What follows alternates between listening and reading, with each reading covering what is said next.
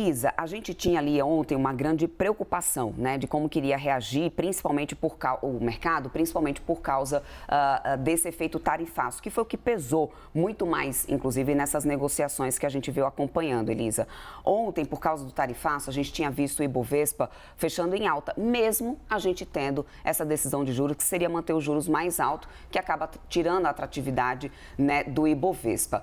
E aí, hoje, a gente teve o Ibovespa abrindo o dia em uma forte queda e o dólar, inclusive, em alta, né, uma alta relevante depois dessa decisão aí do Copom com a tarifa dos Estados Unidos, viu, Elise? E a gente tem um Renan Fiuza, aliás, uma corretora financeira, e ele vai trazer para a gente esse olhar do mercado aqui nesse momento. Olha que elegância. Principalmente depois, aquela tela que a gente ama ali atrás, ó, com todos os tickets ali das empresas, ó, que estão negociando agora, inclusive. A gente tem ali as ações das commodities, Braskem, que está ali, ó, numa queda nesse momento de 2,64%. E Renan Fiuza, para atualizar a gente, ó, Petrobras está ali caindo 0,52%, não é isso mesmo? O que mais está caindo, subindo aí, o Renan? Atualiza para a gente. Tudo bem, Débora? Bom dia para você. Oi, Elisa. Bom dia. Boa quinta-feira para todo mundo. Estou aqui no coração da Faria Lima, bem aqui onde é aquela turma que a gente gosta de brincar, gentilmente, claro, a turma do coletinho, né? Pois é, a gente está aqui de olho nessa movimentação, no sobe e desce, para entender, sobretudo, os efeitos do tarifaço e como é que está sendo o dia após, né, essa quinta-feira. Mas antes de mais nada, tá, para ajudar a entendermos melhor toda essa história, eu estou junto aqui do Luan Aral, que é especialista em dólar e que vai traduzir para a gente um pouquinho melhor esse movimento do mercado a partir de então, né? Ontem a gente teve a turma ainda, inclusive, dormir bem tarde aqui, viu? O Luan estava me explicando que eles chegaram mais tarde hoje, porque ontem a turma esticou o horário e aí sim, agora a gente está tendo realmente o pessoal sentando nas mesas, se concentrando para analisar números, dados, enfim. Luan, obrigado por estar conosco no Live CNN. Queria entender um pouquinho do mercado agora. Como abriu o dólar, Ibovespa, enfim, o que a gente pode esperar para essa quinta-feira, já que a quarta-feira foi bastante agitada. Bom dia. Perfeito, bom dia. Para explicar o dia de hoje é importante trazer um pouquinho do que aconteceu ontem, né? Então, super quarta, acho que é um nome pequeno para representar o dia de ontem, que foi uma hiper quarta-feira, com os indicadores econômicos, política monetária de Estados Unidos e Brasil, como já tradicionalmente acontecem, mas tivemos mais surpresas, mais elementos que trouxeram essa volatilidade para o mercado. E principalmente a questão do tarifaço para o Brasil, que foi uma surpresa positiva aqui para o Brasil, especialmente para algumas empresas. Então, WEG, especialmente a Embraer, acabou se beneficiando bastante, subiu mais de 10% ontem no pregão. Então, alguns setores e algumas empresas acabaram performando super bem.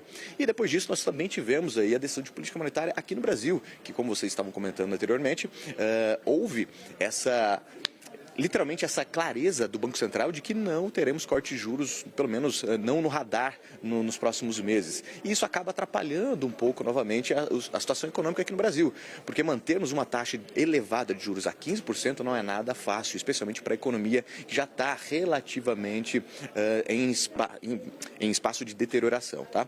Agora, quando a gente olha para o mercado, especialmente hoje, nós temos índice caindo forte, já abriu em queda, com um gap de queda bem interessante, e o dólar ganhando força. E aí as pessoas podem estar se perguntando, mas espera aí, o tarifaço não foi positivo para o Brasil, a situação não foi agradável, por que a Bolsa está caindo e o dólar está subindo?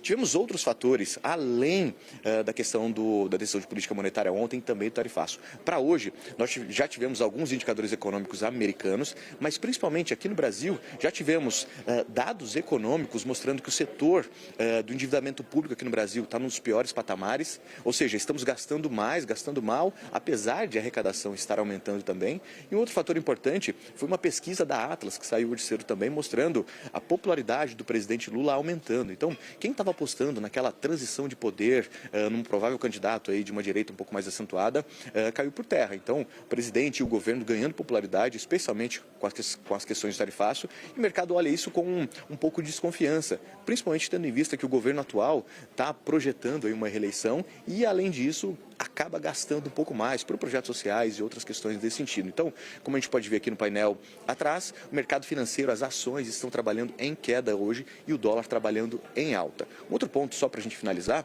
é importante trazer o cenário do dólar lá de fora. O dólar lá fora vinha caminhando desde quinta-feira, ou vem caminhando em altas expressivas. E o dólar aqui no Brasil havia ficado bastante linear. Então, basicamente, além dos motivos que eu já citei aqui, estamos tirando o atraso do dólar lá de fora também.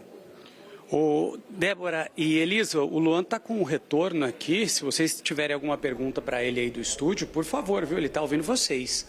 Ah, quem é especializada aqui, a Débora, no assunto. Mas vou te falar uma coisa, Luan explicou super bem todos os cenários de dentro, de fora do Brasil. E a gente fica aqui pensando como é que conseguem lidar com tantas telas. Tudo bem que antes era um monte de telefone, todo mundo se esbarrando, né?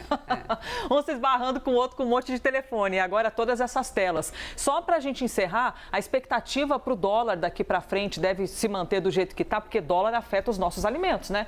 Afeta a nossa vida real dentro do supermercado.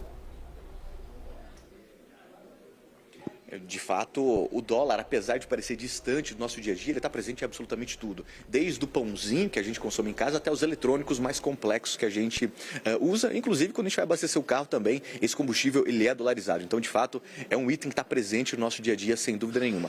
Agora, as projeções para esse câmbio, existem algumas possibilidades. A nossa é de que esse câmbio trabalhe a patamares um pouco mais altos do que se encontra hoje. Estamos falando aí de um dólar a 5,60 hoje, a expectativa é de que ele suba um pouco mais. 5,70, 5,80 para os próximos meses não é nada longe da nossa expectativa. Importante lembrar que o nosso câmbio aqui está totalmente atrelado ao que acontece lá fora. E lá fora o dólar também tem uma expectativa de alta.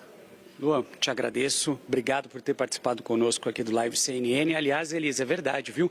Um silêncio, até perguntei para o Luan, eu falei, é normal, Luan? O pessoal está assim, nesse silêncio? Depois de um dia agitado, ele falou, normal. Falei, que bom então, continue assim. Estou trabalhando bastante. É a concentração, né? O silêncio da concentração, sensacional. É uma galera com muito conhecimento, né? Tem que ficar ali muito atento em frente às telas e com a postura adequada e tudo aquilo que os médicos pedem. Valeu, Luan. Renan, um abraço para você, hein? Tá chiquérrimo, meu amigo, aí dentro de tantos números. Ô, Débora, e aí, queres dar uma arrematada aqui pra gente? É isso, Elisa, é ver os próximos dias como que a gente vai ficar, né? Muita coisa para poder a gente absorver, Elisa. A Thaís Herédia fez um comentário que eu achei bastante interessante. A partir de agora, novas planilhas começam a ser montadas em cima do que foi especificado desse tarifaço. É muita coisa, é muito detalhe para a gente entender, para depois conseguir projetar com mais clareza qual vai ser o impacto real no nosso dia a dia, não só nos ativos negociados na Bolsa, não estou só falando de negociação de mercado, gente, mas é no nosso dia a dia mesmo, porque uma nova dinâmica no comércio global está sendo instaurada nesse momento.